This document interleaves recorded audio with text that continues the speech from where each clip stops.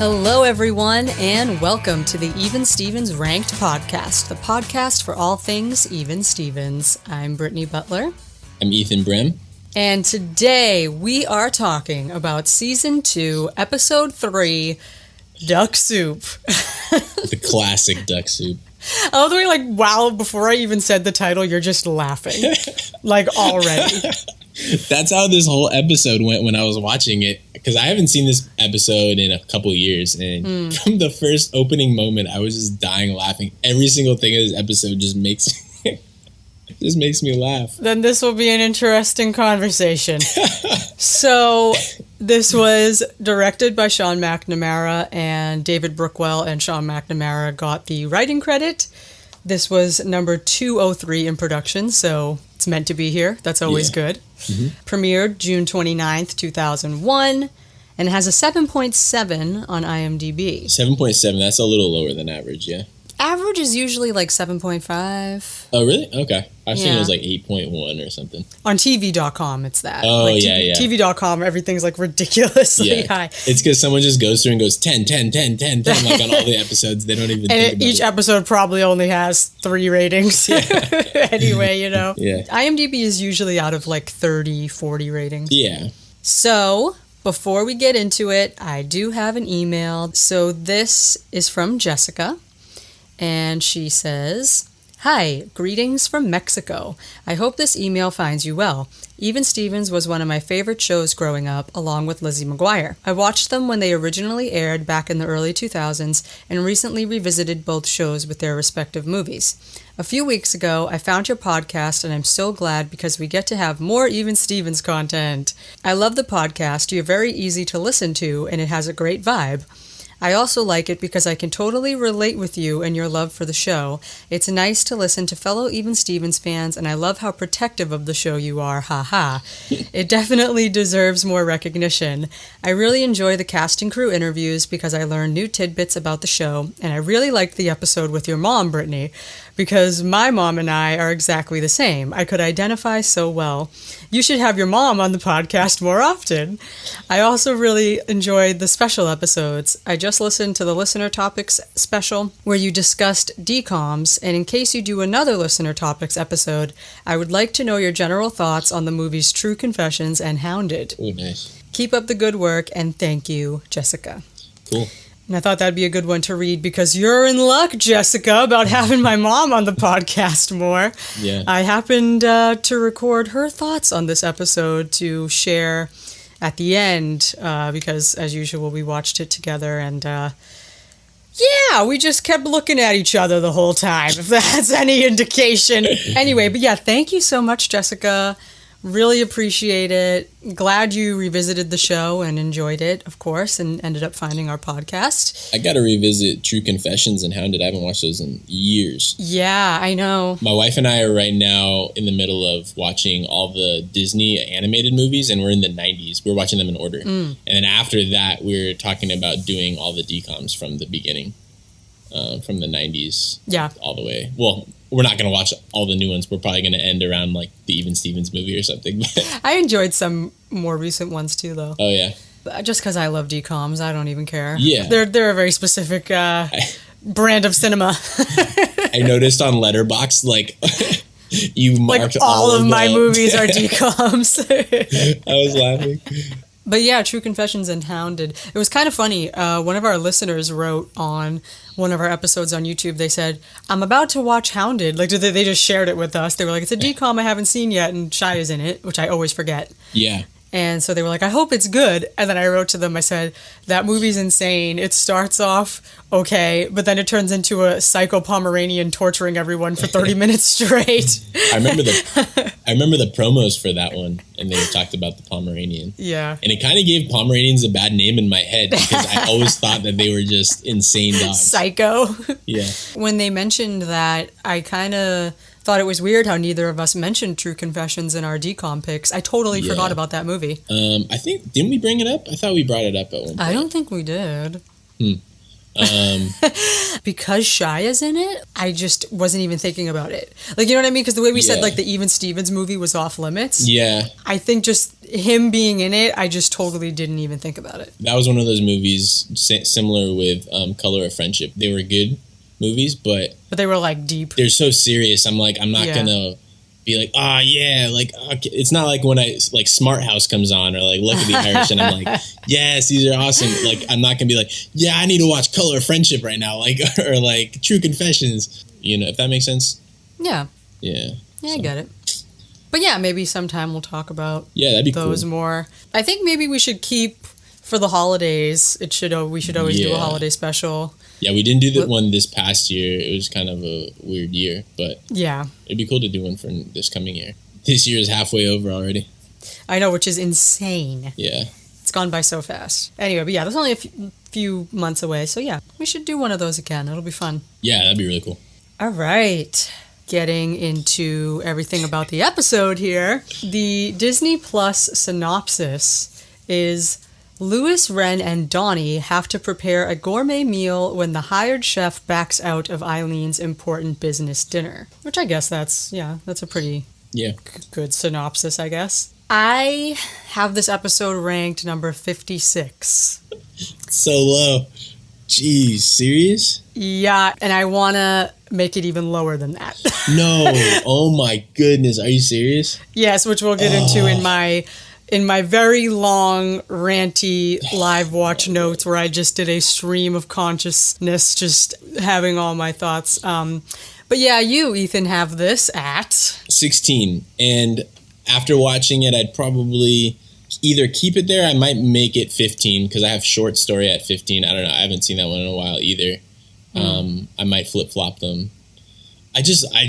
This is such a good one to me. And I was thinking I might have been in the minority when I was watching it. And I was like, this is just totally my humor. I don't know if anybody else could gravitate towards it. But then I was on YouTube and looking at the comment section, and they're all like saying how much they love the episode for the most part. And so I felt better about my rating because I was like, okay, there are people out there who are finding humor in this, like me. Not that I would be insecure about it anyway, but you like what you like, but it's harder to justify things that you like when nobody else likes it versus something you dislike when everyone loves it, if that makes sense. It is interesting that, was it Mark who had this on his worst episodes? I think it was Mark. But then Dennis kind of agreed a little bit, I think. It wasn't on his list, but I think he was like, that one is just whatever. I did get a comment on my review that said, this is one of my lesser liked episodes. It honestly just never connected for me. Interesting. And then it got another comment that said, I never understood why the parents couldn't give the kids some of the gourmet food in the backyard. Way selfish of the parents. Also, the chef yelling at Steve, get out of my kitchen. If it was my dad, he would be yelling, it's my kitchen. I hired you. Yeah, it's true. So... General, do you want me to go into my novel, or do you want to share yours? I'll do a real quick one. Okay. Mine's not super involved. Listen, for some reason, this is one of those episodes where when you've watched something from when you were a kid all the way into an adulthood and you're continuing to watch it, it's not even really necessarily nostalgia anymore because it's just always there. Like something kind of has to go away and come back for it to be nostalgic. Like Titanic for me. We talked about that. Exactly. Yeah. But for me, like I've been watching Even Stevens pretty consistently since I was a kid.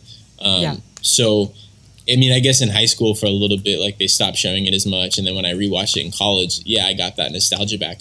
But for some reason, when I watched this episode, I was super nostalgic. Just the setting and I was just laughing. I just felt like a preteen watching this episode again, and it was just kind of a fun feeling. And I always have fun with this one. It's just, for me, it's just a really cool farce. Everyone's in it together, and I like how the parents are kind of privy as to what's going on. So I like that, and it's more so trying to trick the Lieutenant Governor. Lieutenant Governor, yeah. So I don't know. I like this episode a lot. Okay. That's nice. So, one more thing. It was just one that when I was a kid, I used to look forward to this episode all the time. Another one of those. Whenever this episode came on, I was like, yes. Oh, my God. So all my thoughts that I wrote out, literally this is just everything I wrote. I said, felt extremely silly, even more so than I remember. I guessed that I had it at 60, so 56 isn't far off, but I honestly think it needs to be even lower. I was shocked to see that I put Love and Basketball and Uncle Chuck lower than this. I said, what was I thinking? I don't love Uncle Chuck, but I like it a heck of a lot more than this. Same with Love and Basketball, there's better character stuff. Oh my. I said, I know I don't agree with changing our lists, but I think when we're done with all of this, I'm going to need to do a revised list, like a separate one. Mm-hmm. And I don't think there will be many changes, but there are some changes that need to be made, and this is one of them. And so I said, the concept is okay, but I feel like I've seen like a similar idea. The whole, how will they get out of this thing is like, we see that a lot, and you know they're going to get out of it. Yeah. It's very old school sitcom, I think. It's very... Yeah. Like Brady Bunch, so you love the Brady Bunch. Like all of the Brady Bunch episodes are. Oh, I know. I love the Brady Bunch because it's my mom's childhood. Okay, like I appreciate it for that reason. You gotcha. know? So then I went on to say that I think there needed to be a balance. The kids part of the story, like running around, like trying to pull off this meal, that's where all the silly stuff kind of could come in. Mm-hmm. But since the chef was also overly silly, the whole episode just felt like a wash. I feel like if the chef had been more serious, like a legit French chef, I would have bought that this dinner actually meant something. Okay. It automatically makes the dinner feel like a joke anyway. Like if he was more snobby and less crazy?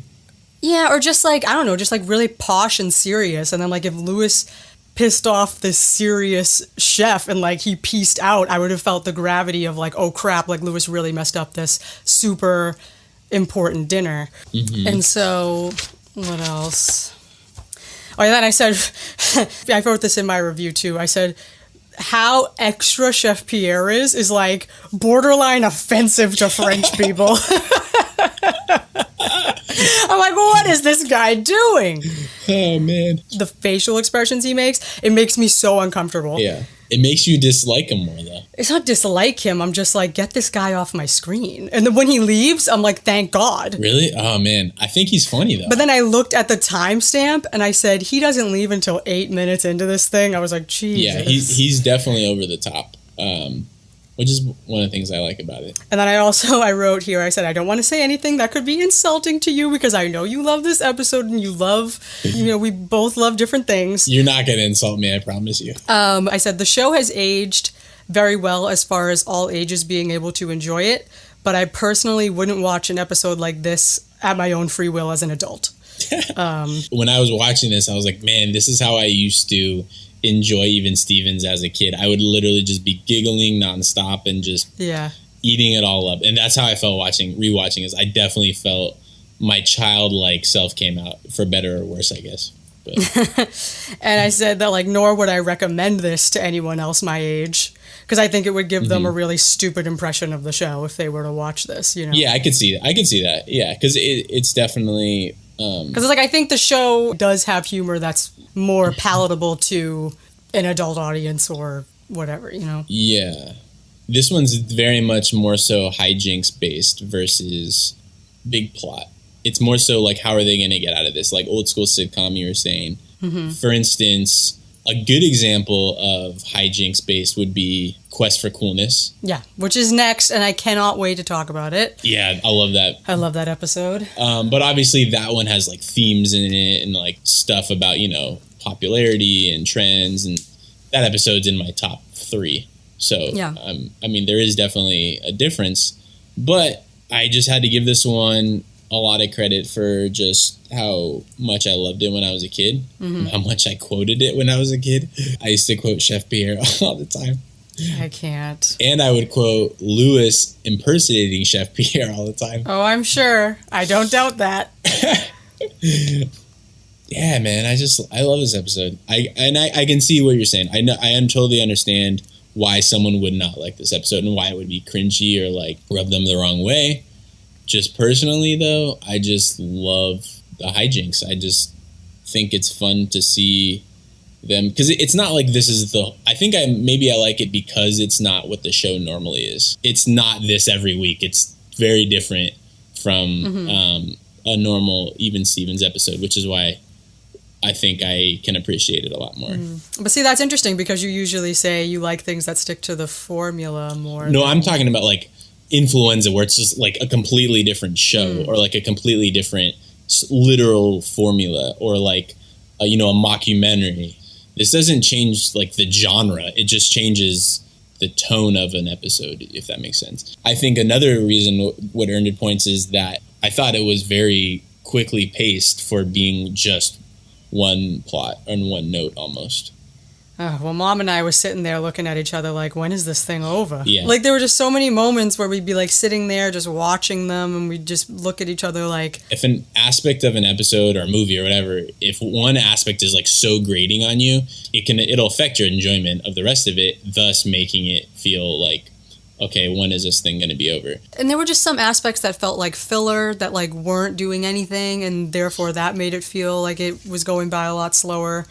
But yeah, I wrote in my notes that if it was up to me, I would have like turned this off within the first 5 minutes and picked another episode or something. I think people are either going to love this episode or they're going to hate this episode. Yeah. I really don't think there can be an in-between. Like, I don't think there can be an apathy for this. I think you're either going to have a strong feeling one way or the other. That's my opinion. I mean, there's always some aspects to every episode that I find humorous. Sure, like I like Donnie a lot in this episode. Yeah, he was really good. I like Tom Virtue a lot too. I said... Yeah, he did some really funny... But see, I thought Ren did a good job too. Yeah. When she throws the dude's napkin. She throws the dude's napkin on the floor. I don't understand. He's like trying to fold it or something, and she just rips it out of his hand and chucks it on the ground. It was so funny, just thinking about it. Like I said, I was giggling like the whole episode. And then the last thing I said was just that the lieutenant governor and his wife were also kind of bland and not very funny. I don't know. Like, well, that Chef Pierre is a genius. I'm like, okay, lady. I love that stuff. And then he's like, what are you laughing at? Yeah, that was the only line I liked from him. What are you people laughing at? They're like giggling like idiots the whole time, and then he's just like, what are you guys laughing at? Anyway, so yeah, and rereading my review, I still have no idea why I would put this higher than some of the episodes I put lower than it. I have no idea, because there's no way I think this should be that high on at least my own personal list. It sounds like your opinion of this is mine with like Family Picnic. Just like bland, and I'm just like not laughing. Yeah, it's just, it doesn't really do anything for me, and it never has. You strongly dislike Chef Pierre, am I wrong? Well, yeah, I don't see what there is to like. I think there's definitely an element for you in this where you just a super big turnoff for you, which is him. Maybe. I guess it's impossible to know, but let's get into it. I guess we'll get into it. This episode opens with the catering company and Chef Pierre setting up for this fancy dinner, in contrast to Ren setting up a picnic table in the backyard. It's signature fast motion Even Stevens thing going on. But I do remember, I think one of the only things I laughed at was how the music is, the signature, again, is, Even Stevens swing style music. And it's like building up to the punch of the end, and like right at the punch, Lewis falls and screams, like right on beat.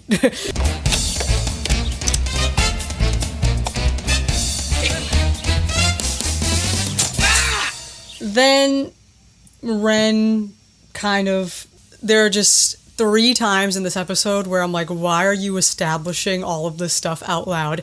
Some other episodes do it and it doesn't bother me as much, but this was like it was really bothering me. Yeah, so Ren says, "What was that for? It is all your fault that we have to eat out here in the backyard and miss a gourmet dinner with the lieutenant governor and his wife." And I'm just like Lewis doesn't already know. Yeah, it's exposition. I don't feel like episodes do that. Not every episode does that. Like, there are episodes that just drop you into the episode and you just figure out the plot as it goes along. I feel like that's most episodes. Like, I don't feel like every episode has someone explaining to you in a few lines. Well, then it kind of justifies the flashback, though, I think. Yeah. Because then they're like, oh, but yeah, remember what happened with whoever's? And then they go back to the... Yeah, I hate those flashbacks too. Yeah. I'm just like, this is so disgusting. That might be the weakest part for me is the flashbacks. Maybe. Yeah, because then she tells him that he's like, how is this my fault? And then remember when the Yangs came over? And then we get a flashback of this couple who came over, and then Louis just winding up all that spaghetti on his fork. It looks so disgusting. And then, like, Louis, take that off your fork right now. Okay, flings it at the lady. It lands on her head. Yeah. This sort of stuff, like, right off the bat, like, within the first minute and a half or minute of this episode. I can understand why they felt like they needed to include those, because it's almost like the audience needs to see how Louis is in that sort of setting. Because an audience could just be like, oh, how bad would it have been if he was there, you know? Mm-hmm. I think my thing with the flashbacks, Louis is so ridiculous, they could have picked a better scenario for him to screw up.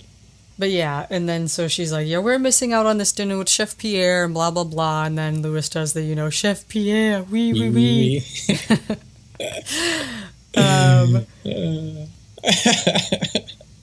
Oh, yeah, and Louis says that Donnie will be back with takeout. That's why. And Ren's like, you're comparing takeout with a gourmet meal by Chef Pierre. Then inside the house, we see the whole chef's catering spread, basically, of all the little hors d'oeuvres and all this other stuff. And Steve is eating a quiche or something. I don't know, just something. And then the chef comes in. Dear Lord, save me. Faces! Yeah, we start screaming about the faces and telling everyone to get out of his kitchen, which, like, that person commented, not his kitchen. I mean, it is technically for the time being, but... Yeah. Steve, come on! Let's go! No slacking or I send you packing! Oh, it is beautiful, No! Naughty! I don't want to see faces in my kitchen! I was just having more faces! Go! Leave! And the way he says, naughty, naughty... Yeah. To Steve, I was just like, oh my god, like, who... just everything, the way he says it, his facial expressions, just everything about this guy. He was in Titanic, by the way. Oh, really? Yeah. He played like one of the crew members, I think. Is this a joke? No, I'm serious. He has like a name and stuff too, like a name in the movie. You're kidding me. I'm dead serious. It was like one of his first acting gigs. Wait a minute. I gotta look this up for myself. Greg Ellis. Oh, he was a Carpathia steward. All right. I think he has one line. He must be the guy that says... Oh, no, he could be two. He could be either the guy who asks Ren what... Not Ren. The guy who asks Rose what her name is. Or he could be the one that tells Cal, I don't think you'll find any of your people down here. It's all steerage. When he asked her name when? When they're pulling into New York. Oh, I see. Because, of course, I have Titanic right at the ready on my computer here, so I'll pull it up and see. Yeah. You said, is this a joke? Because now you make me feel like I gotta be nicer to him if he's in my favorite movie. That's why I said it early on. Hang on, ready? Hang on. Now let me see. Now here's the other scene. Ah, yeah, that's him! Holy crap! What scene is it? The really emotional scene where Rose says that her name is Rose Dawson. Towards the end? Yes, like the very end, like the last 13 minutes. Oh, snap. Oh my god, I'm dying. Plot twist. I'm dying. No, but really. Whoa. Good thing I said it early. I was going to save that for the end, but I'm glad I said it early on now. He was in Pirates of the Caribbean, too. He had a few big credits. Wow. I am shocked. Probably some of like the biggest movies out of any of these one-off characters. Yeah. I am shocked that there is a Titanic connection to Even Stevens. That's funny. Yeah. Anyway. Yeah, but that is crazy. Holy crap, that is him. When I saw that last night, I was like, yes. You got something to hold over my head. Yeah. I'm like, of all Even Stevens actors to be in Titanic, this guy? It's like, what? Chef Pierre, oui. Wow. Okay. So then we go into the dining room with Steve and Eileen. And now Steve establishes even more of the plot out loud. Just remember what tonight is all about, okay? I know. We need to make a good impression on the lieutenant governor so he'll support your family care bill. That's right. Like Eileen doesn't know either. Like, you know what I mean? Didn't Donnie say something like that already too? No, because he hadn't come back with the takeout yet. Oh, that's right. You have 20 some odd minutes, 21, 22 minutes to establish the plot. Like, I get why they have blanket exposition like that, like in sitcoms. Yeah, I know, but I just feel like there's better ways to do it. Like, you know what I mean? But maybe not necessarily faster ways. Yeah, well, no, there could be. I don't know. Like, I feel like you could maybe work it in conversationally a little bit more than literally reading an episode synopsis from IMDb. Like, you know what I mean? Like, that's what he said, basically. Yeah. That's just what I'm saying. I get it. Yeah, so then they have another flashback with, remember the Del Rubio situation or something, and then we get another like really quick flashback where I guess Lewis ended up putting food on some other person's head and tells him, you got to scrape it with the nails. See, I like that. They're both ended up with food on someone's head. And then Eileen says, oh yeah, you're right, good idea, they like takeout. And then Donnie shows up with this jiggly tofu. There's no sauce on it. It's not prepared tofu. It's literally just raw tofu. Ugh. And he's just like, all right, here we go. And Ren's like, what is that? It's tofu. And he's like, who wants an end cut? And she's like, does it matter? An end cut. Yet she wants escargot and caviar and like all these disgusting things. Just like, well, caviar is pretty good, but escargot. But I mean, like things that a 14-year-old. Yeah. If she doesn't like tofu or kelp, she's not gonna want like escargot or beluga eggs. Best quote was kind of hard, but I think one of my favorite ones is Lewis here, where he says, "We might as well eat lawn clippings." Yeah, that one's I was laughing really hard at that one. I love that one because it's true. I'm like, you might as well eat grass. But yeah, I love that line. We might as well eat lawn clippings. And then Donnie said, hey, and what's tofu without some dried kelp, right? And then Lewis, check, please. The kelp was gross. Yeah. Yeah, and Ren's face is pretty good, but she just looks at it and then looks away. Yeah. So then, next on my note outline here, I have Lewis and Ren salivate over the food inside the house through the window. And Lewis sneaks in through an apparent doggy door that he put in, I guess, and steals / eats some. Basically, this whole sequence of him stealing all the food and stuff, I wrote, disgusting. When he takes that bite of whatever the heck that gooey thing is. Yeah.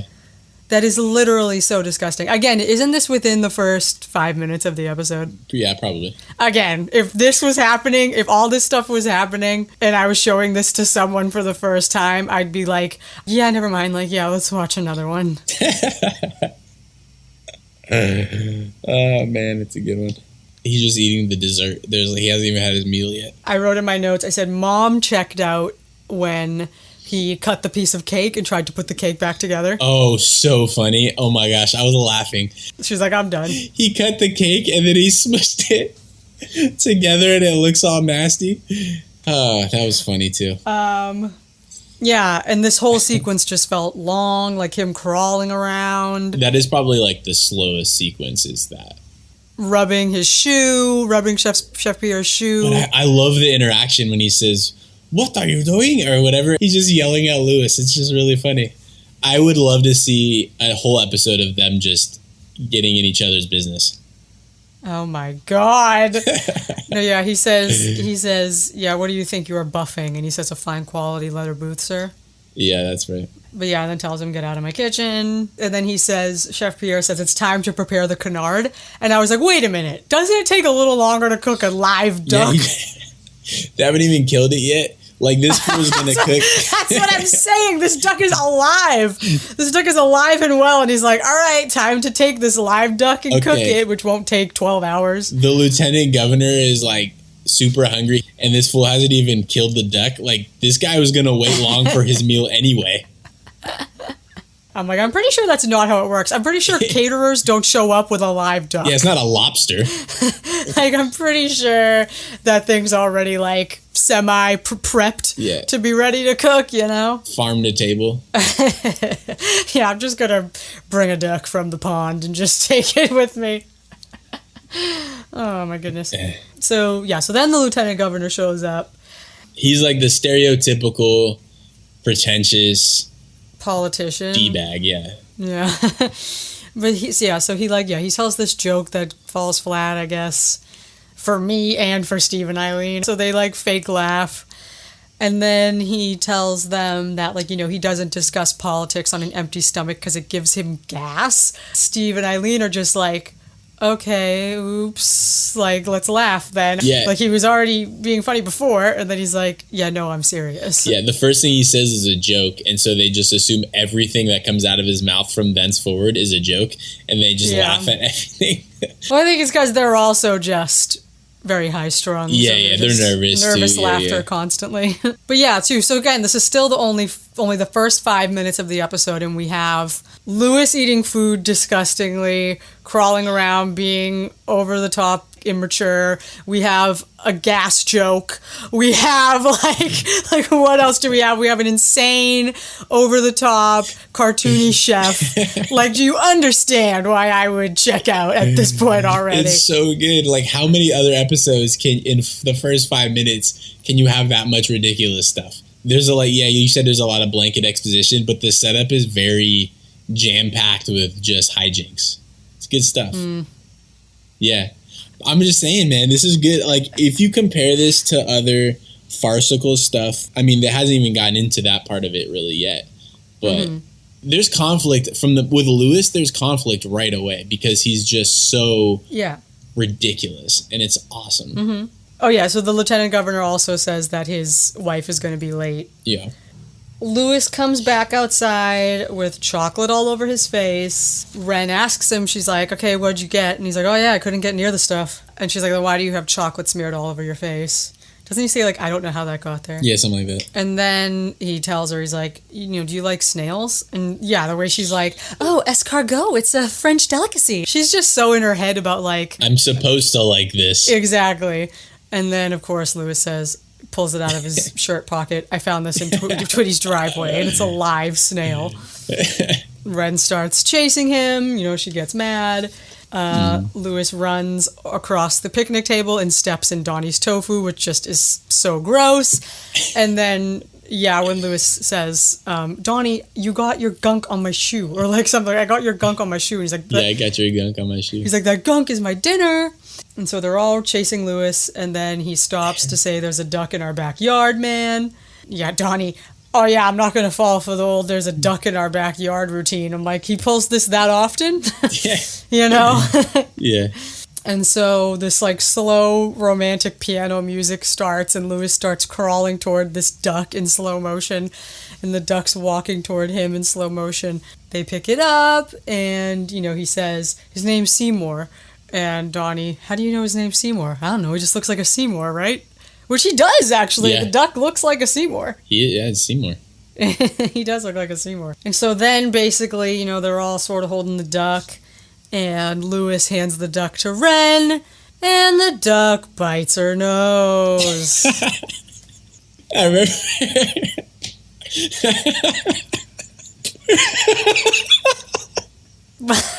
Ethan is like red in the face, and I'm sitting here with my shoulders shrugged. I remember Mark Warren being so upset that was even in the episode. About that animatic duck, yeah. The duck opens its mouth like as much as we see it with zero power. It's just like, I'm also laughing at how you read that. That's really funny. Well, yeah, I'm like, hysterical. Again, this is another moment where Mom and I were just like, okay. No, this is not, I'm not laughing because I laughed that hard in the episode. I'm just laughing at how upset people are about this gag. It's such a cheesy gag, but it's, I don't know. You know, you've seen that sort of thing on stuff before, and it's just sort of, I don't know, it just doesn't land for me. I will say that's probably the low point is that gag. Yeah. I'm literally just laughing at how offended people get by it. So then Chef Pierre comes out, which I cannot believe this guy was in Titanic. This is still... It will never be the same for you. Oh my god, it's weird. Anyway, he comes out of the house to the backyard once again, completely overacting, looking for his canard. You know, Louis says that to the duck. Hey, don't worry about it. Don't be scared. It's just a guy in a big hat looking for his canard. You know what, I hate to tell you this, but canard is French for duck. Seymour is going to be eaten for dinner. Rodney! No, you're not. No, I'm sorry. You have a better chance cooking me, bud. Chef Pierre takes the butcher knife, like he's just getting ready to just murder this duck in cold blood just right now. I think my best quote is Louis saying, "No, you got a better chance cooking me, bud." Yeah. People were also on YouTube were upset about how they ended up eating quote-unquote duck anyway, even though they didn't want to kill Seymour. But then other people were like, yeah, but it's different if it's like your pet duck and you have a relationship with it versus... And it's out of their hands at that point. Yeah, like if I love chicken, but I don't want to see what the chicken looks like before I eat it. Yeah, so Louis refuses to hand Seymour over to Chef Pierre, and Chef Pierre counts to 3 in French, so over the top again. I count to 3. 1, 2, 3! I'm just like this guy. That's how I know how to count to 3 in French, by the way. You know, apparently Donnie didn't realize that. I thought he said he was going to count to 3. I like that line a lot. Yeah. Since Louis refuses, Chef Pierre packs everything up and leaves. So we're already, that's like about 8 minutes into the episode. You got like this fool's leaving and packed up everything and left. Well, by the way, I like how he didn't tell the person who hired him that he's leaving. He just told the kids. Yep. It just says a lot about Louis. Like he's just willing to upend everything that's, you know, at stake here to prove a point. Mm-hmm. Yeah, the way he's like, how are you going to explain this to Mom? And it's like, what, that I wasn't going to let Chef Pierre murder a defenseless duck? Yeah. Yeah, so they go inside and now everything's gone. Could they have packed everything up a little neater? They left like all these crumbs everywhere. Like all their trays are still there. I'm like, really? What did they do? They just took all the food and like dumped it in a bag? Like they still prepared that stuff. Like just take it out on the trays. Cover the trays and take it out. Yeah, they just wanted to get out of here. Yeah, so then Louis establishes the plot again, even further. Guys, if this dinner doesn't happen, Mom's bill's not going to get passed. Thank you again for reiterating. Like, and also I'm just like, really? Like, is this how politics work? Like, if you don't have dinner with this guy, he's not going to support your bill? I think maybe if they're different political parties, he's less likely maybe to listen to her. Like, she's just trying to butter him up, maybe. I don't know. Yeah. My grandpa was lieutenant governor of Hawaii. Oh, wow. Yeah. Appointed by Harry Truman. That's amazing. Yeah. Of Hawaii? Yeah. Back in the day, he was second in command to the governor. What connection do you have to Hawaii? My mom's from there. Really? Mm-hmm. Yeah, she was born and raised. She came out here for college. She met my dad. Wow. No, yeah, she's not like native Hawaiian. She doesn't have Hawaiian blood, but she's almost full-blown Portuguese, and there was a huge Portuguese immigration there in the early 19th century. 20th century. And, yeah. That's really cool. Yeah, it's pretty cool. Anyway. They're debating whether or not they should tell Eileen the truth before, things get worse. But then they hear her say, I'm going to go check on the appetizers. So Louis stashes Seymour in the cabinet. Eileen comes out and, she's like, kids, what are you doing inside? Where's Chef Pierre? Where's all the food? And they're like, oh, yeah. They try to come up with all these excuses. Oh, like Chef Pierre took the food outside to, get warm or get cold or something. And I like how Eileen doesn't just buy into it right away. Like in a lot of kids shows, the parent would just be like, oh, okay, whatever. But she's like, okay, someone give me a straight answer. What really happened? Like she's skeptical still. And then Ren says, he'll be right back or whatever. And I like how they didn't just make her a complete idiot. Like they make parents a lot in sitcoms. I like that. Yeah. Yeah, so they lie to her, and Donnie's on his way to get takeout duck now, which I think is funny because that definitely does not exist. I think maybe Chinese restaurants have it. Yeah. I can't think of one fast food restaurant that has duck. No.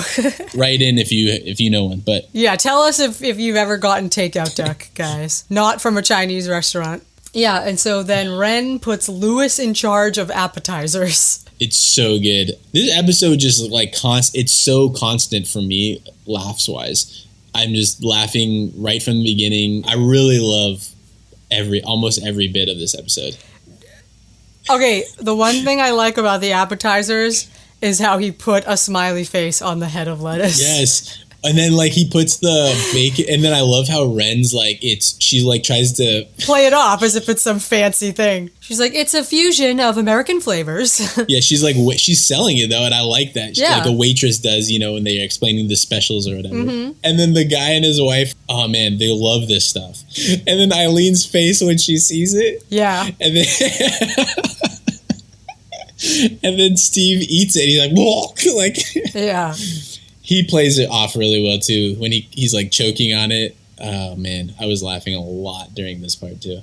All his appetizers. Hostess cupcakes. They're all just stuff around the kitchen. The smiley face on the head of lettuce. Doing things to look real fancy. Yeah. And I said, honestly, points for presentation, because presentation-wise, he could have fooled me. And that's the thing. Like, I love how it was just this ridiculous snack foods. They're presented in the most eloquent Fancy way ever. Yeah. I think only Louis could do. Well, actually, wait, before that, in my notes, as a thing that happens as a plot point, because it keeps going from back and forth from in the dining room to the kitchen to Donnie getting takeout and stuff. One of my plot points was literally, this is it. It's just the lieutenant governor's stomach growls. Yeah. Like, that's literally a plot point. And I said, yeah. Like, that was just one thing that they cut back to. It's just his stomach growling. And then Steve thinks it's a garage door. Yeah, and he's just like, yeah, that was my stomach. I'm hungry. God. Yeah, let's see. Then Donnie runs outside to his car to run to get the takeout duck, and he drives a punch buggy. He drives a Volkswagen Beetle. Is that the only time we've seen it? No, when they drive to Big Al's spa, he's in there. Oh, that's right. Yeah. In Head Games. But it's the first time we see his car, though, right? Yeah. Yeah. I think so. Which is so funny that's Donnie's car. Yeah. He's like the most popular guy in school, and he drives a... Like, you would think he would have like a sports car, yeah. So yeah, his Beetle won't start, and then the lieutenant governor's wife drives up in this hot red Lamborghini and thinks he's a valet. She's so trusting of this random guy. She sees that it is a residential neighborhood and that this is a house. Why does she think this is valet parking? Yeah, there's so many places to park. He's just gonna pull it up like 10 feet. All right. And he's like, yeah, sure, if you're giving me the keys, I'll just use your car. So he takes off in the lieutenant governor's wife's... Is her name Dottie? Dottie, I think they said her name's Dottie. Yeah. In Dottie's Lamborghini. Yeah, this was one of the one times I laughed. So she walks in to the house and she tells them, she's like, oh, hello, like, sorry, I'm late, whatever.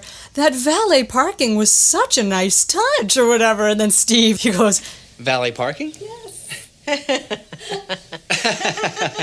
The way Tom Virtue says that. I love when he does that smile, but his eyes are saying something different. Yes. He does that so good. Yeah, that was the one part where my mom and I laughed. We were like, oh man. And then Eileen just gives him a look like, let's hope no one stole their car, I guess. Yeah. What happened outside just now. I love the relative level of acceptance that Steve and Eileen have for their families or Louis's ridiculousness, and they're just they're like, well, I guess something to do with valet parking's going on. I don't know. We're just going to accept it. We're not going to question it exactly right now. Yeah. That's when the wife says, oh, did I miss any of Chef Pierre's exotic creations? And he's like, no, the only thing you've missed is my stomach growling. And then they start laughing again, and that's when he's like, what are you people laughing at? That's a really funny line. Ren brings out the appetizers, and and she explains that it's marshmallow, or seared marshmallow, right? That's what she says.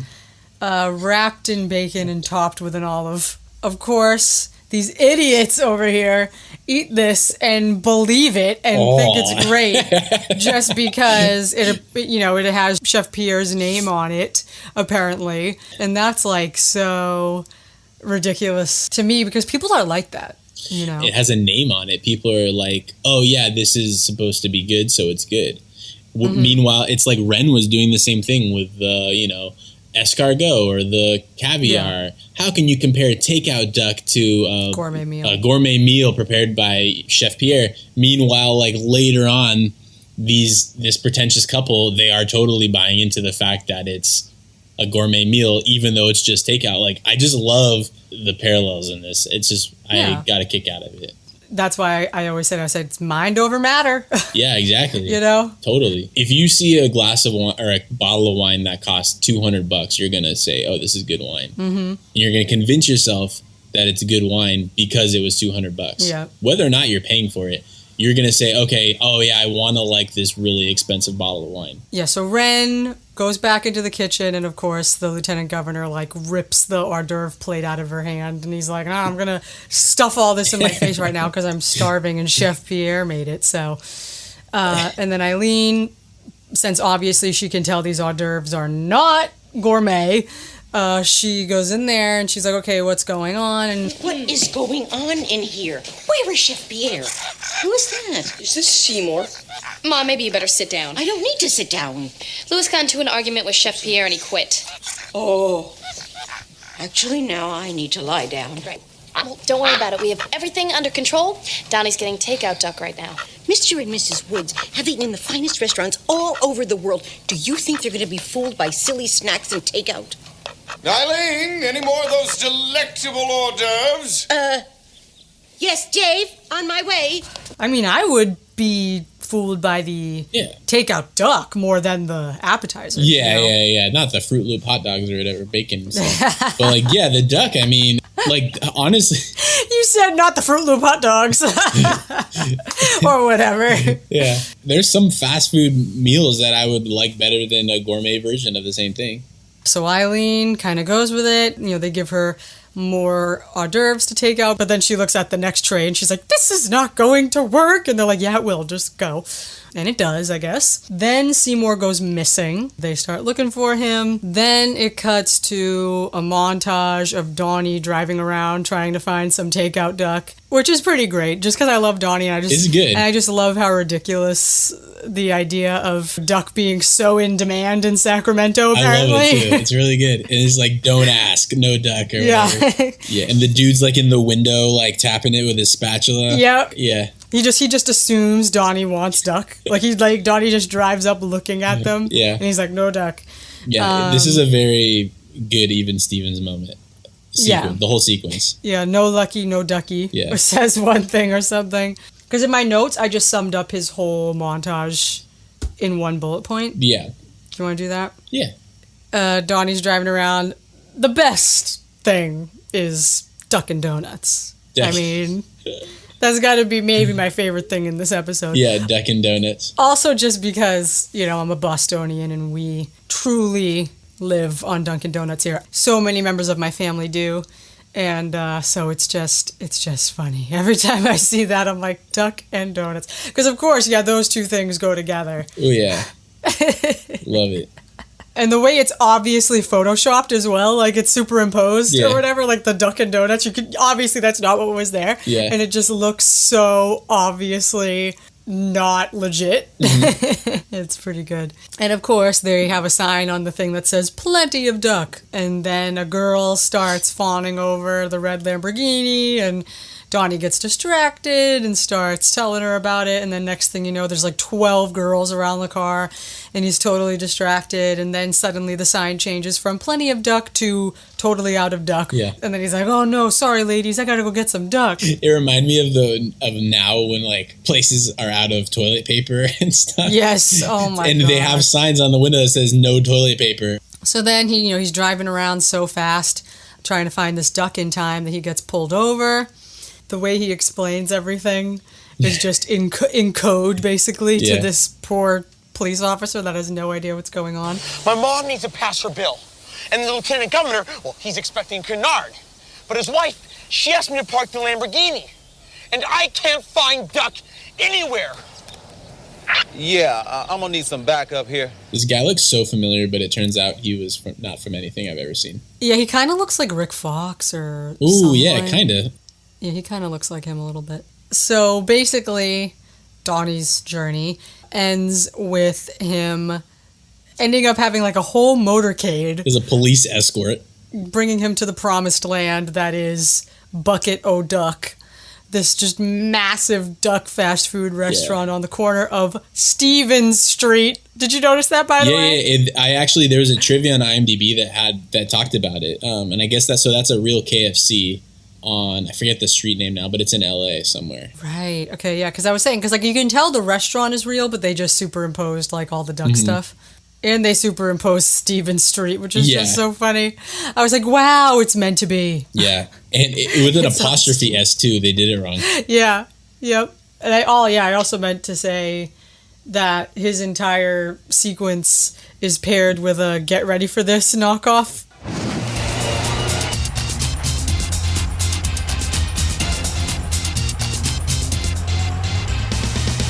Oh, yeah, you're right. Y'all ready for this?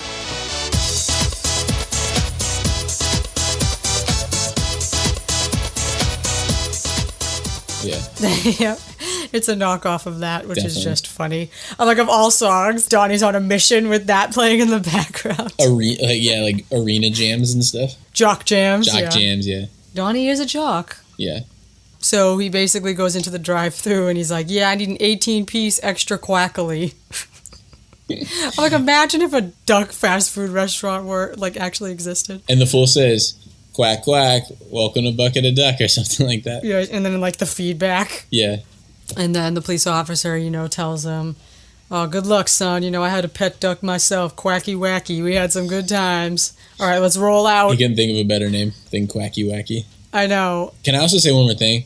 I like how the lieutenant governor is totally fooled by this stuff because they probably never had fast food before in their lives. Mm-hmm. But Eileen totally, at first sight, senses something is up. Well, yeah. I like how that she could see past it, but these two snobs can't. I just liked it. Yeah.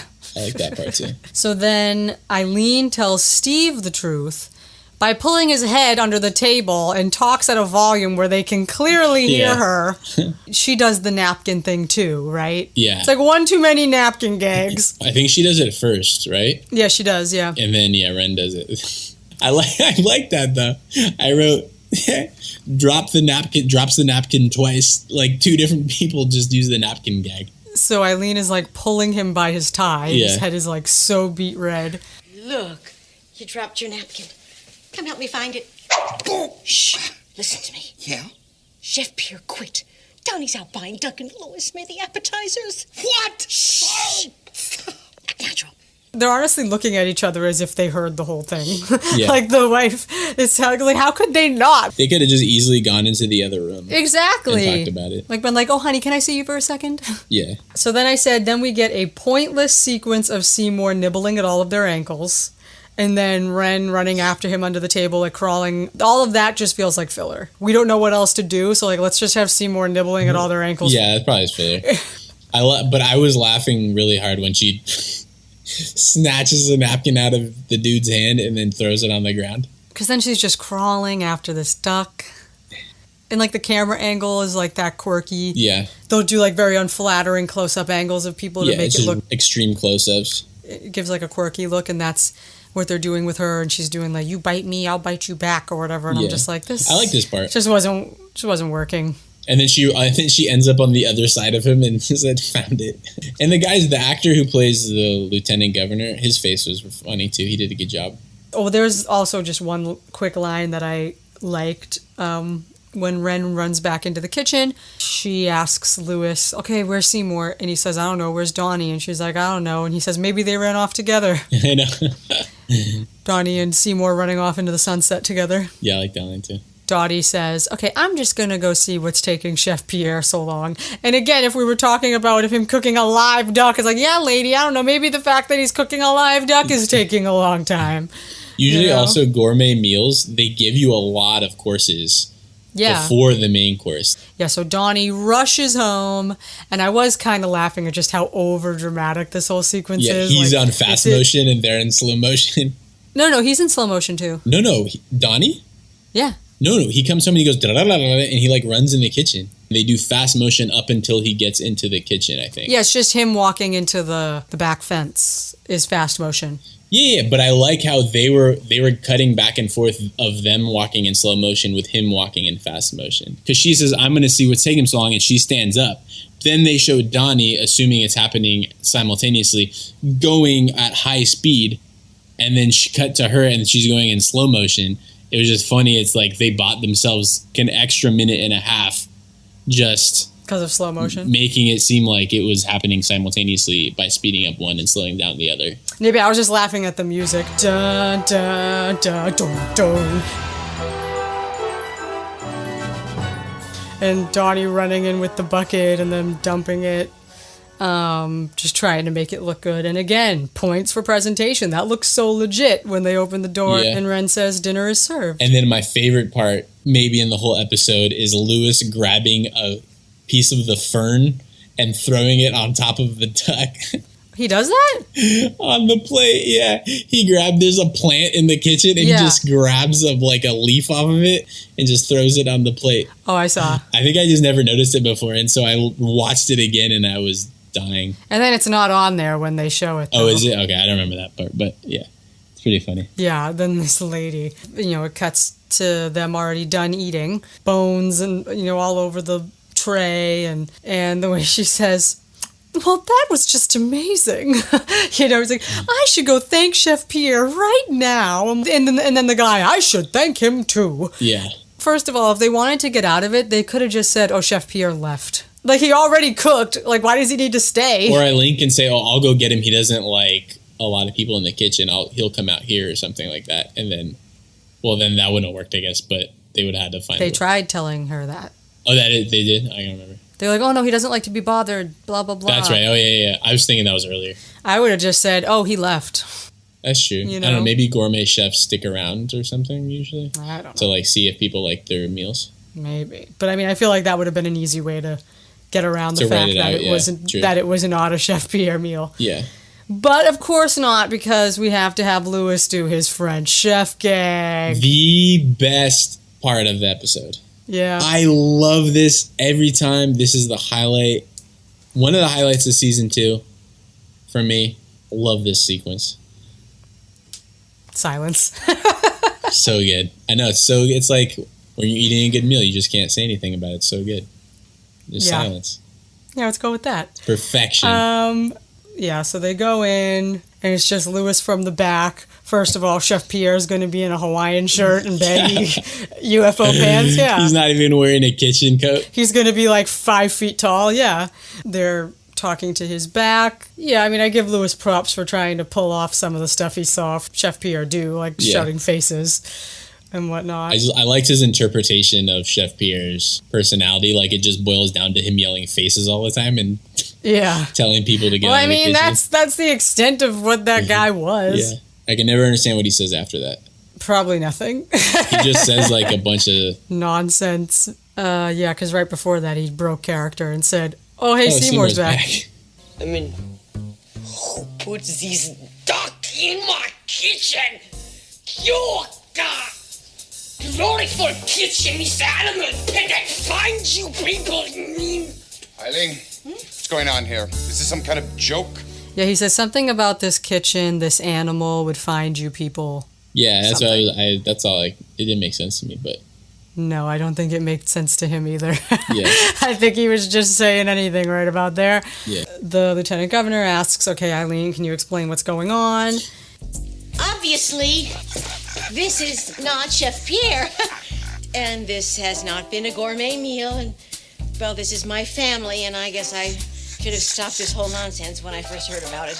It's my fault too, honey. I fathered them. So, you were all in on this? Well, yeah, but we only wanted you to have a perfect dinner so you would support Mom's bill. Eileen, when I first read your bill, I could see that you were very passionate about family. But now that I've seen your little clan in action, I can see where that passion comes from. I'd be proud to support your bill. Really?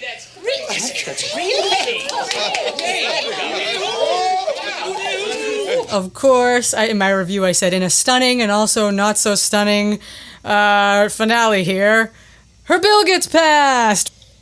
And that's basically it. But I do like in that scene where I think it's one of my other best quotes. I know which one it is. Eileen's like, I'm sorry, like, this is all my fault or something. And Steve's like, no, it's my fault too. I fathered them. I wrote that one down. That's a good one. Yeah. Again, though, Tom Virtue, he was getting us most of the time. Yeah. And again, he did that face. He makes that face with the wide eyes and the open mouth. That's kind of like a smile. Yeah. Smiling through the pain, you know? Yeah. When it comes back for the final minute bit, it's a Waltons parody. Yeah. And that's it. Just so they can imply that Seymour is now part of the family. Night Seymour, quack, end of episode. Yeah, that part's probably the major low point for me, was that ending part. I mean, again, that just feels like, all right, we need a final minute bit. Let's do a Waltons parody for no reason. That was the filler for sure. You know? Yeah, I just love this episode. I like how the three kids are just in this charade together. They rope Eileen in it, kind of, and then she ropes in Steve, and then Chef Pierre's killer. When I was a kid, for like 3 months after I watched this episode for the first time, every time one of my parents would walk into the room, I would just yell faces at them, and then... Of course. They never knew what I was saying. And then my dad says, why do you keep saying feces every time? Oh my God, because you were probably doing an accent, right? Oh my God. Yeah, I know, feces. Yeah. Feces. And I didn't know what feces meant because I was like 11 or 12. Yeah. And then he told me, love this episode. Yeah, I mean, I think I basically said all my thoughts at the beginning. Yeah. But now we have to hear my mom's thoughts. Let's do it. Which are pretty much kind of very similar to mine, except in her glorious Boston accent. For the first time in a long time, since like one of the first episodes in season 1, it's time for Mom's Thoughts with Jeannie Butler.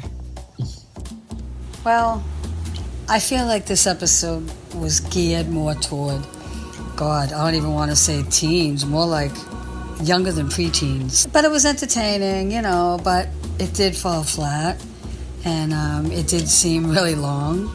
But I just, like, the chef was too much, over the top, and he made it not real. If they had gotten an actual French chef and made it seem more realistic, because it could have worked. If it was a little more realistic, then it wouldn't have been so silly. But it went into silly, unrealistic territory, and that's the only thing. But I would say Donnie was my favorite in that episode. He saved the day. But otherwise, yeah, I think it was, for me personally, it was too silly, and I prefer it when it's more real life and that I can actually sit and enjoy it as an adult. But I also watched them all when you were a kid, and I liked them.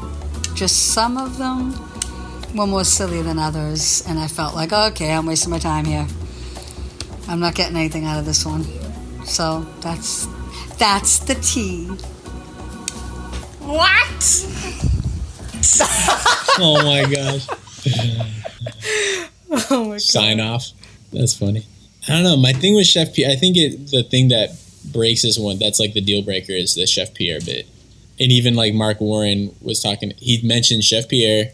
He said he was too over the top, and he said that duck nose thing. He said he also didn't like the plot. He was like, who cares if her bill doesn't get passed? Yeah, he did say, I think he did say something like that. Especially as like, if you're a kid, you're like, you don't understand those stakes probably. Yeah. Which is why they probably didn't emphasize it, or how this scenario is going to help her. Because they're like, kids don't care about that stuff. But as far as Chef Pierre goes, I think it worked for me because he was over the top. Whereas if he was more serious, like Chives or like something like that, I don't think you could have gotten much out of it as far as feeding off of Lewis. It justified that he left in a fit of anger. Lewis is very stubborn, and then this fool's really stubborn, and yeah, I don't know. Anyway, yeah, I don't know. I guess just kind of like across the board, I didn't buy into much of anything in this one. Yeah, I could see why people would be turned off by him, but I just liked it. Also, I've liked it since I was a kid, so it's not like I've watched this episode so many times. Yeah. It's just become like a truth for me now. Since I know I don't like this episode, I never watch it. Yeah. The last time I watched it was probably when I compiled my list, which was 2016. Sat down to watch it last night, was not happening. Yeah, I mean, it makes sense. I mean, you've backed up all your statements. I get it. I just don't agree with it. Anyway, I don't know. I just love this episode. I just loved it since I was a kid. Because I revisited a lot of episodes over the past few days for no reason. I was just... Oh, because I did that 1 second of every Even Stevens episode video. Yeah. Yeah, it's just like a super cut of like 1 second from each episode. And so I had to go through every episode to find a moment. Yeah. Naturally, I just ended up watching 3 or 4 minutes of each episode randomly, you know? Mm-hmm. Some of these ones that are in my lower one, like I didn't mind as much when I was just watching a few clips. Yeah. And so now I'm thinking, I'm like, so far, the way we do everything and revisiting this way, if I were to do a revised list, yeah, so far I'd probably move this one way down to like possibly bottom 4. I can't believe some of the stuff I put lower than it. I'm like, what was I thinking? You should do an Instagram poll, just like thumbs up, thumbs down. I mean, I'm sure there are people who, you know, don't like it and people who do like it. I'm sure I'm in the minority. I'm just curious. Are you though? I mean, I don't know. I mean, there's no one way people think sometimes. I mean... That's true. You ever watch Cousin Skeeter? Yeah. Love that show. That was, at one point in my life, that was like my favorite show before, like probably right before Even Stevens. And I love that, just the tone of that show, and everyone hates that show. I'm definitely in the minority. Because I'm like, the kid's a puppet. I love... In a live action world. That's why I loved it. I just loved how it was so absurd and nothing was realistic in it. And it was just so over the top. And this every time he burps, the whole room shakes. And every time, like, and he talks so scripted all the time and everyone just buys into this. To me, it's like ingenious. But everyone hates that show. Yeah. That's how I feel about this episode. The people who don't like it because it's so over the top. That's where the weirdness of my taste comes out. No, but I wouldn't be surprised. I mean, if there are people out there who think In Ren We Trust is a top 5 episode of the show, then I'm sure there's probably a lot of people out there who like this episode. Yeah. So I'm sure there are. And on YouTube there's a lot of love for it, which I was happy about. But like again, I've said before, it's like I don't want to sound mean, but it's like, you know, I'm not gonna like sugarcoat my opinion on certain episodes just because. No, yeah, you shouldn't. Well, the reason why your opinion is so strong is because you love the show. Yeah. So if there's something that you don't like about it, you're gonna say it. Yeah, no, I feel like I might be in the minority of taking the show so seriously. Me too. No, but like, you know what I mean? It's like the way I don't prefer episodes that are sillier. I think most people that like the show, they just accept the sillier episodes. Yeah. I think you dislike more when it deviates from its normal tone more than I do. For instance, I don't love Influenza and I don't love Band on the Roof, but I still like those episodes. I just wouldn't... if I'm sitting down to watch it, I'm not going to choose those episodes to watch. I'm going to choose a different episode. That's why those are lower on my list. First is like things like All About Yvette. I don't like that one because I think that the characters in that are annoying. Like, I think Yvette's annoying. I think Charlotte's annoying.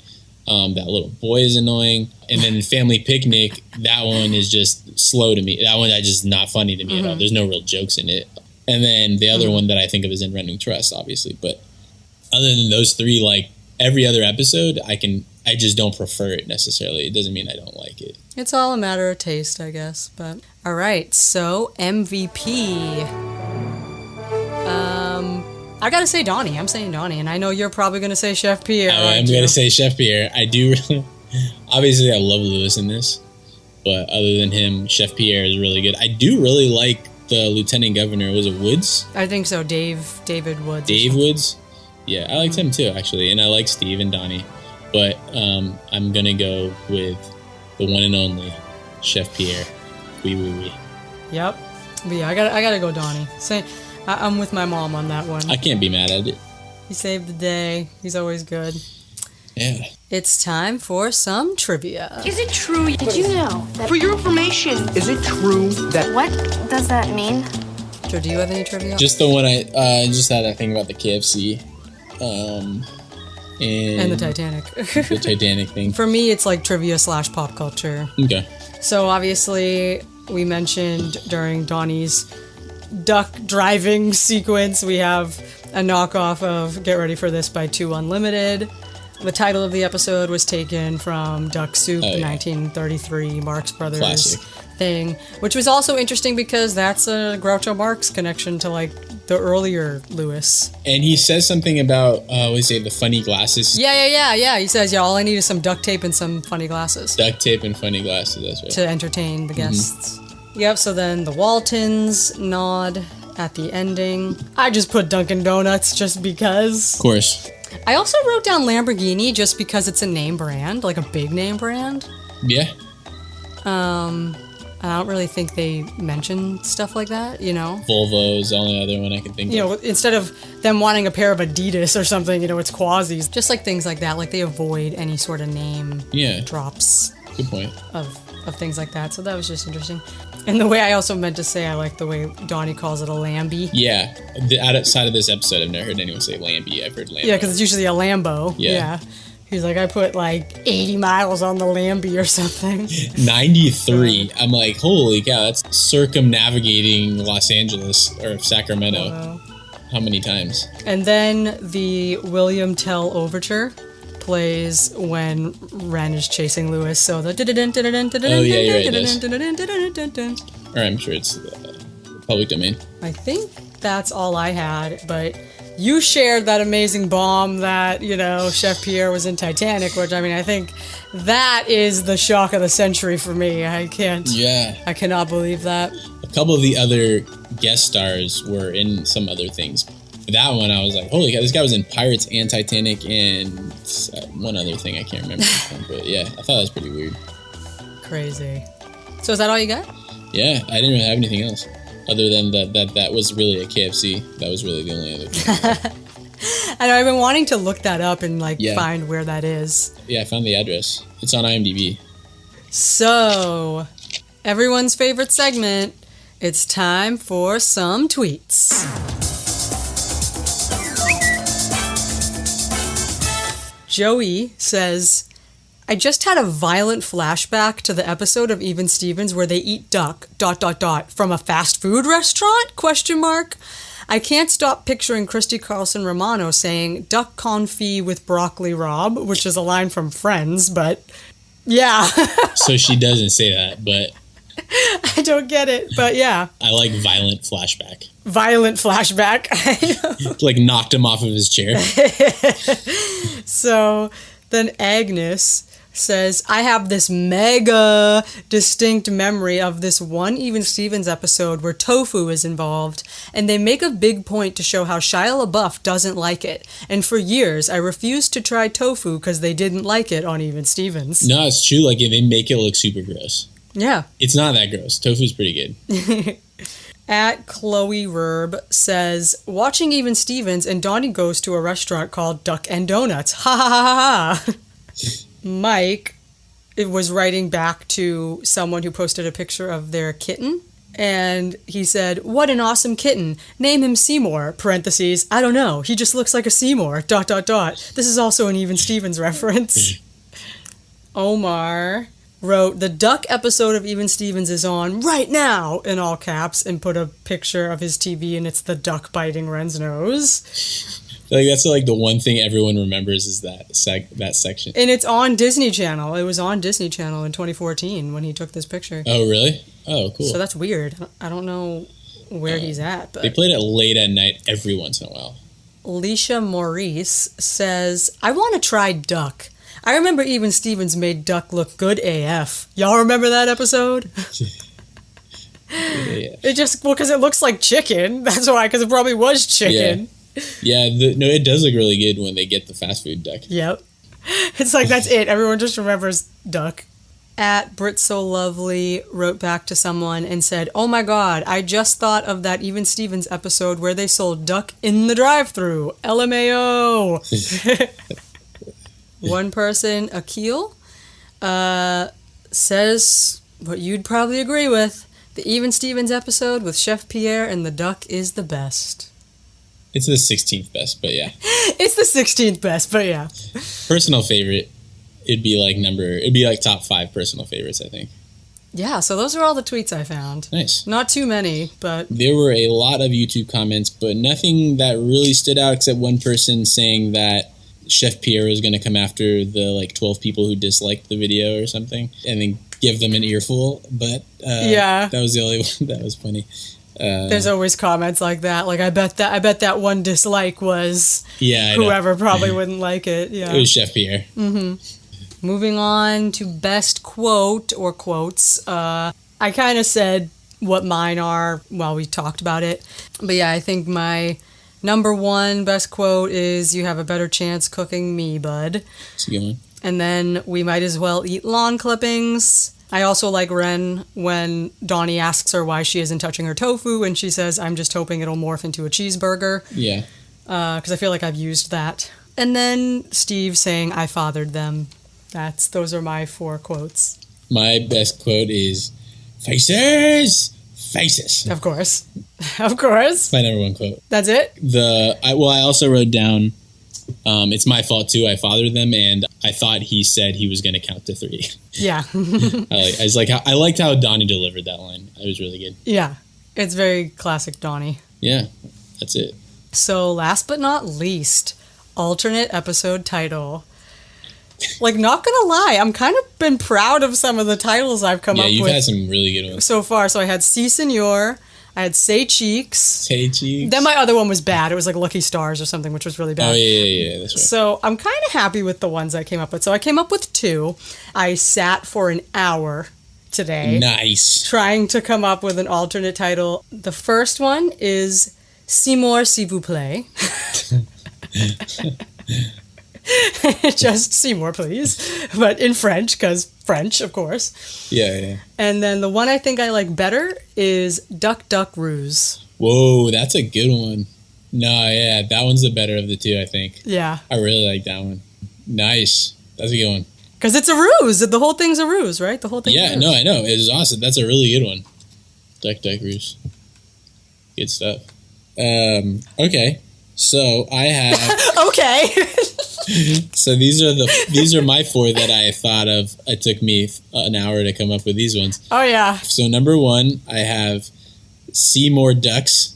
No, honestly, I almost came up with something very similar at first. Like Seymour Butts, how they always say that? Yeah. All the kids? Yep. That must have been what I was thinking of, because I was like, I know there's a joke with Seymour. Yeah. And I couldn't remember what it was, and I was going to use that. That's why no one ever names their kids Seymour anymore, because they'll just say Seymour Butts. But yeah, keep going. And then my next one is literally just wee. And then the one after that is Kennard ask you a question. Kennard ask you a question. And then my last one is it's so Kennard to say goodbye to yesterday. It's so Kennard to say goodbye to Seymour. That's a good one too, yeah, right there. That's like a Panic at the Disco song title. Yeah, it's way too long. Way too long. Like the Arctic Monkeys too. They always have those super long song titles. That's funny. Man, that's funny. I was trying to find a Kennard pun, like kicked in the Kennards or something, but oh my god, it didn't make any sense to the episode. Neither do any of these other ones, but no, but be honest, you came up with those like right now. Yep. So that's pretty good. Literally, as you were reading the tweets, I was just thinking of stuff. But those are pretty good for coming up within like 2 minutes. I had to think for an hour to come up with mine, but I'm quite happy with mine. It's the dad jokes in me. Just always got them. Yeah. So I guess this was a bit of an interesting one. I mean, we're not like arguing, really. We're having pretty civilized conversations about this stuff, I think. I think because we both respect the other's a very strong opinion, and we know we're not going to convince the other person out of it, so we're just like, so, you know what I mean? Because there's somewhere I feel like we could convince each other one way or the other, but this one I don't think we could have. We were both so on the opposite. We were just both so strongly about our opinions. I don't think it would have mattered. Yeah, but I appreciate that you can at least see where I'm coming from. Totally, yeah. So that'll just about do it for Duck Soup. Thank you guys so much for listening. Be sure to follow on all of the socials, Twitter, Facebook, Instagram. Send an email, evenstevensranked@gmail.com, our subreddit, Even More Stevens, which has really been hopping lately. I mean, really. There's been a lot of fun posts from people in there. Mm-hmm. So yeah, be sure to join over there. Check that out. And of course, leave a voicemail if you guys want to, because we love getting those. It's so fun to hear from you. So by calling the number in the description or recording your voice some other way and sending it to us. That's about it, and we will see you guys in the next episode, Quest for Coolness, which is a big one. Yep. I'm very excited about it. Me too. Such a good episode. So yeah, we'll see you guys then. See ya.